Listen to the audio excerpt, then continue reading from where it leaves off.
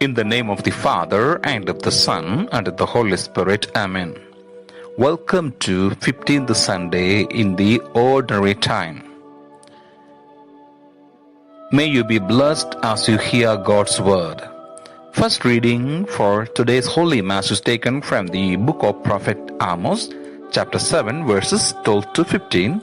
Second reading is taken from the letter of St. Paul to Ephesians, chapter 1, verses 3 to 14.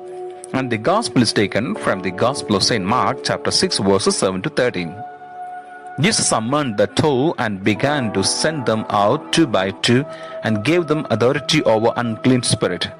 He instructed them to take nothing for the journey but walking sticks, no food, no sack, and no money in their belts. They were, however, to wear sandals but not a second tunic. He said to them, "Wherever you enter a house, stay there until you leave. Whatever place does not welcome you or listen to you, leave there and shake the dust off your feet in testimony against them." So they went off and preached repentance. The 12 drove out many demons, and they anointed with many who were sick and cured them. The Gospel of the Lord. Jesus sends out his disciples to the towns and villages to proclaim the kingdom of God.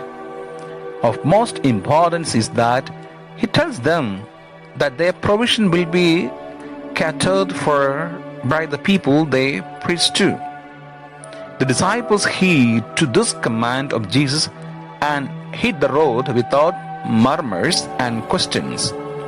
Jesus Christ had given them powers to do whatever is required, proclaim the kingdom of God, and to help the people know, love, and glorify Him. Now here Jesus tells them that without cause they have been given the powers, and therefore without cause they will serve the people. Let's explain this. In the first place, Jesus tells the disciples not to carry anything for their upkeep.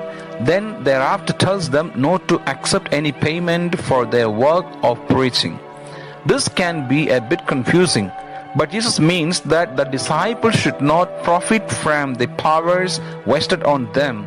It means that the ticket to enter into the kingdom of God is free.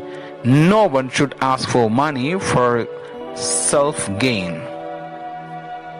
This should not be confused with the giving of church offering or tithes. These ones go to the church service and not for personal business. The clergy's upkeep is part of the church service. When we keep our clergy well, they are then able to continue with the work of Christ, and as Jesus says, the laborers deserve their keep. Therefore, let us endeavor to provide upkeep for the clergy so that they can continue to spread the word of God to the whole world. Let us not make our clergy flee from our parishes to our misery and stinginess. If they leave our towns and parishes and shake off the dust off their feet, Jesus warns us that it will be more tolerable for the land of Sodom and Gomorrah on the day of judgment than for us. Let us pray. Dear Lord, we pray for your providence as we continue with your work of proclaiming the good news. May we have enough for ourselves and for our clergy so that we may all spread your gospel to the whole world. May Almighty God bless you. In the name of the Father, and of the Son, and of the Holy Spirit. Amen.